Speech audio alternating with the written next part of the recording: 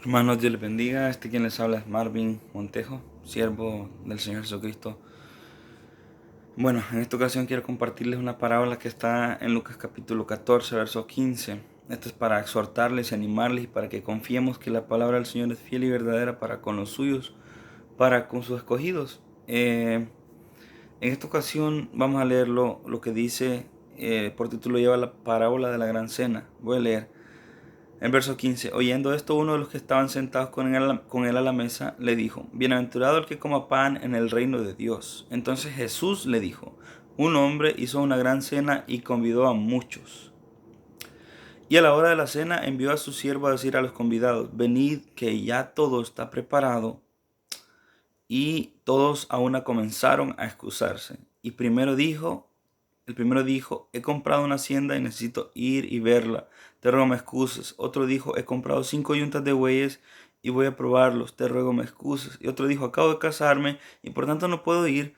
Vuelto el siervo, hizo saber estas cosas a su señor. Entonces, enojado el padre de familia, dijo a su siervo, ve pronto por las plazas, las calles de la ciudad y trae acá a los pobres, los mancos, los cojos y los ciegos. Y dijo el siervo, Señor, se ha hecho como dijiste, como mandaste, y aún hay lugar. Dijo el Señor al siervo, ve por los caminos y por los vallados y fuérzalos a entrar, para que se llene mi casa. Porque os digo que ninguno de aquellos hombres que fueron convidados gustará mi cena. En esto consiste esta parábola, hermanos. El Señor tiene banquete preparado, la boda del Cordero, la cena del Señor.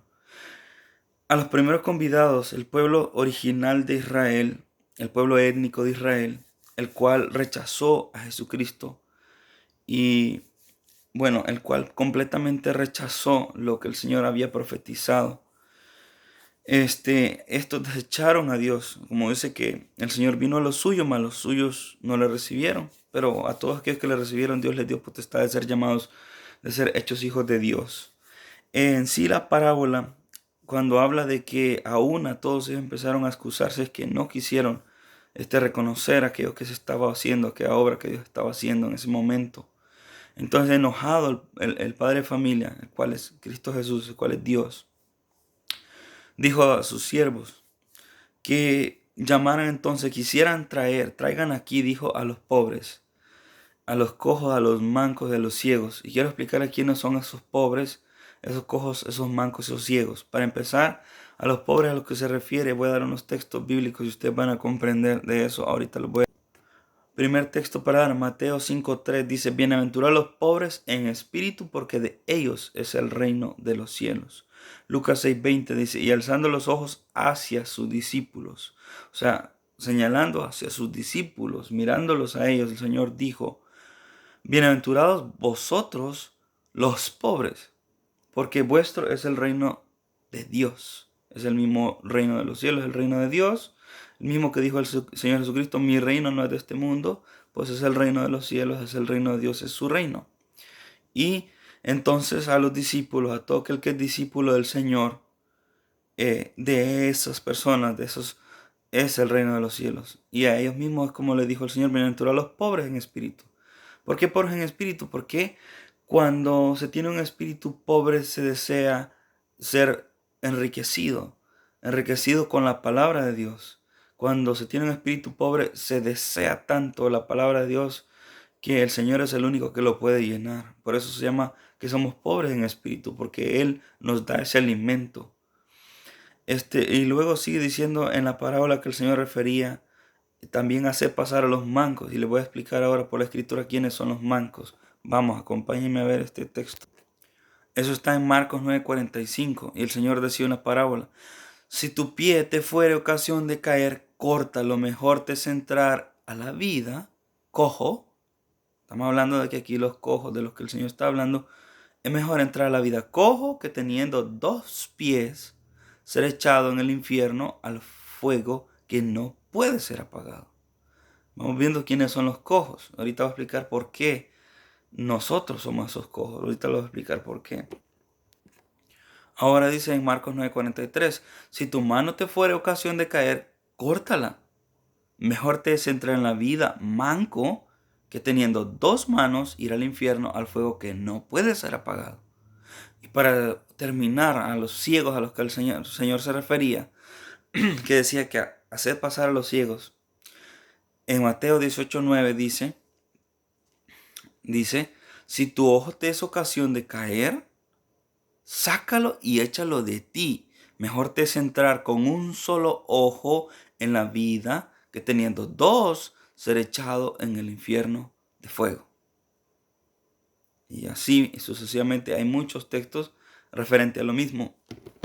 Bueno, si bien ya expliqué lo que es ser pobre, es ser pobre en espíritu, realmente ser pobre en espíritu, a lo que se refiere el Señor, y se refería a sí mismo a los discípulos y los señalaba cuando decía, bienaventurados ustedes los pobres.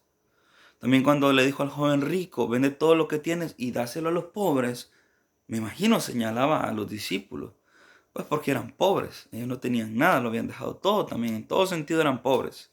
El mismo Señor dijo, el Hijo del Hombre no tiene riqueza, no tiene ni dónde recostar su cabeza. Claro, sí tenía una bolsa de la cual se sostenían sus discípulos, de la cual Judas era el administrador de esa bolsa. Pero en sí a él se refería que él no tenía un lugar en esta tierra, pues su reino no es de este mundo. Y él dijo, no tengo en dónde recostar la cabeza.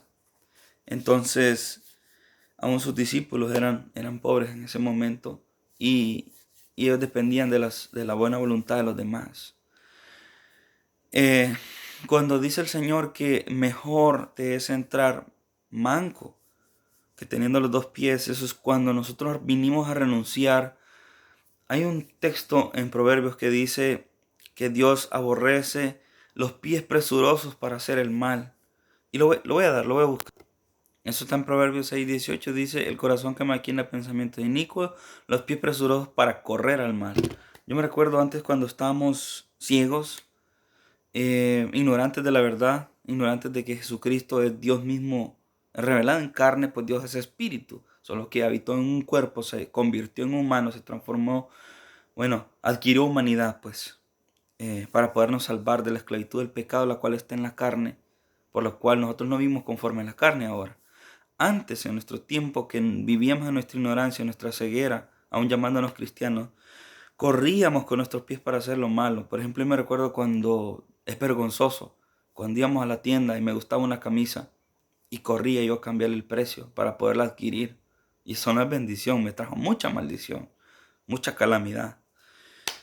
Así, cuando se corría para hacer lo malo, sea lo que sea que hacías antes, o si lo haces aún ahora, tú que me escuchas, corres a hacer lo malo, Dios te dice mejor córtate el pie.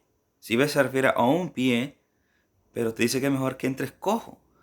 Cuando te dice que te cortes ese pie, podría llegar a ser hasta literal, si no puedes evitarlo, pero ciertamente no vas a querer hacerlo, porque te da temor andar cojo. Es mejor obedecer que incurrir a eso. Eso es lo que el Señor quiere, obediencia antes que sacrificio, misericordia antes que sacrificio. Entonces es mejor decidir obedecer a la voz del Señor y decidir ya no correr a hacer lo malo. Entonces te conviertes en ese cojo. Lo mismo que el manco, cuando sustraías, robabas, como dice la palabra de Dios. Lo voy a leer.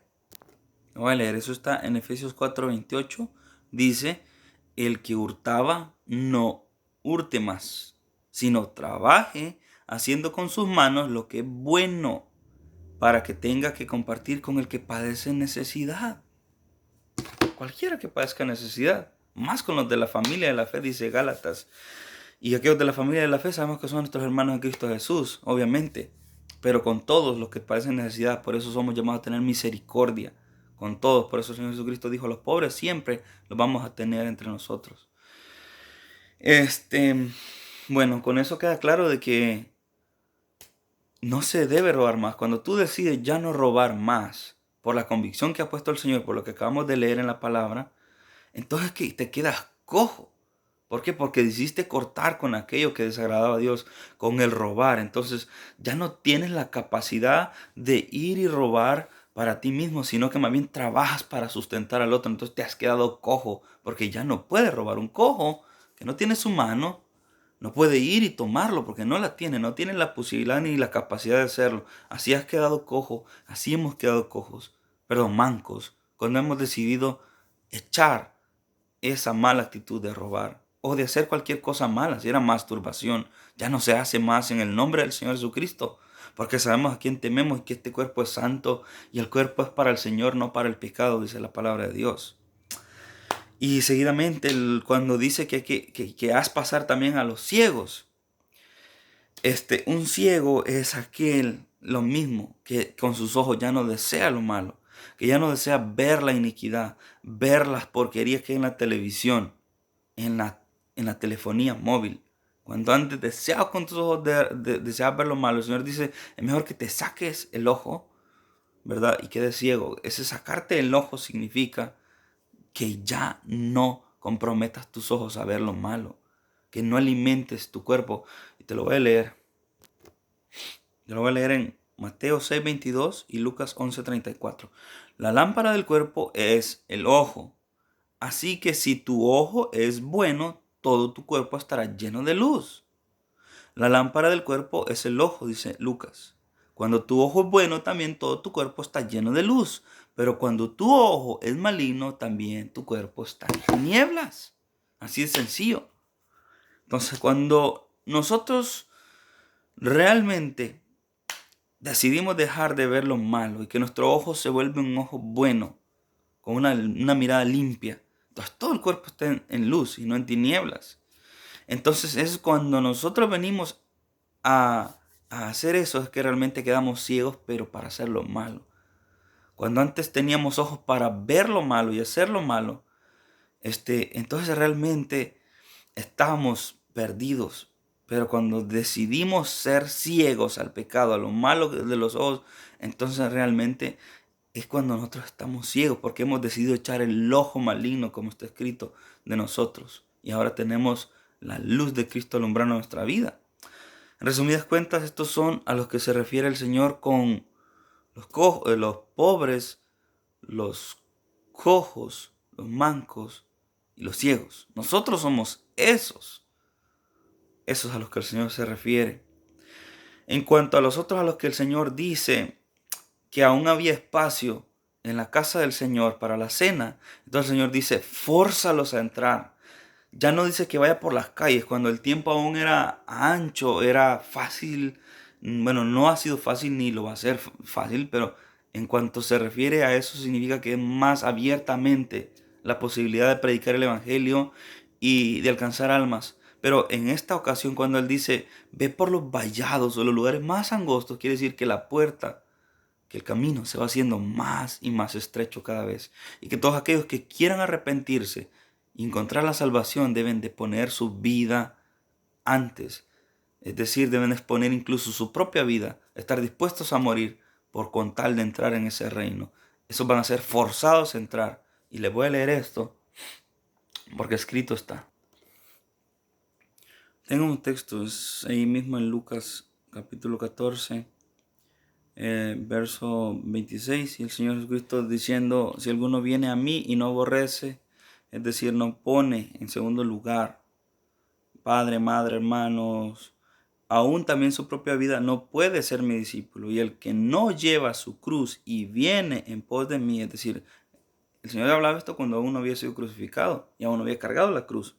Pero él decía, el que no lleve su cruz, como queriendo decir, como que cargue con su carne a ser sacrificada. Dice, que no lleve su cruz, que no lleva su cruz, y luego y dice, y viene en pos de mí, no puede ser mi discípulo. Es decir, estar dispuestos a morir la carne cada día y estar dispuestos a morir, prácticamente.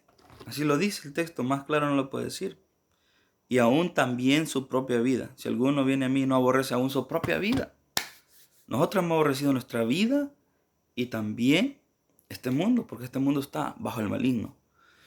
Y sabemos que un mundo nuevo viene. Cielo y tierra pasarán, mas la palabra del Señor no pasará. Él prometió que la tierra sería habitada y Él tiene que renovarla. Pero para eso necesita que todo el número de sus escogidos sea completado. Como dice el Señor, está esperando que todos se arrepientan. Esos todos se refiere al número completo de sus escogidos. Cuando el número de sus escogidos se llene, el Señor va a derramar toda su ira. Va a levantar a los que hayan quedado y a los que hayan sido mártires, a los que hayan sido sus testigos. Él los va a levantar. Y cuando ha levantado hasta su último de sus hijos, Él va a derramar toda su ira sobre la tierra, porque ya no va a haber nada que salvar. Bendito sea el nombre del Señor. Bueno, este es mi mensaje, y si la palabra llega a tu vida y confirmas que es verdad y estás viviendo en santidad, gloria a Dios. Y si no estás viviendo aún en santidad, te animo, porque el tiempo es malo y Él está a la puerta, está llamando, esperando que alguno se arrepienta y le reciba para poder cenar junto contigo en la gran boda del Cordero. Va a ser algo precioso, algo que aún no discernimos realmente qué es, pero es algo muy grande y es una eternidad con el Señor. Bueno, hasta una próxima. Bendiciones.